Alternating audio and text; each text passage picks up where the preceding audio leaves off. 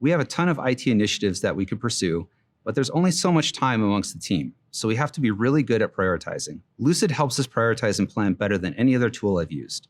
So here's how we use Lucid for project planning and roadmaps. First, we brainstorm in Lucidspark.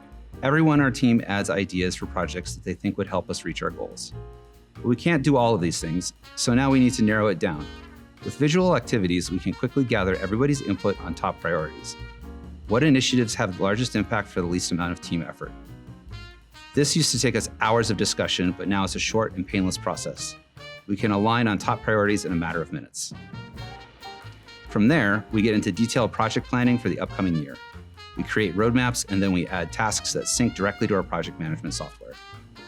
We're able to democratize this entire process without dragging it out. It's highly collaborative, and we get consensus fast.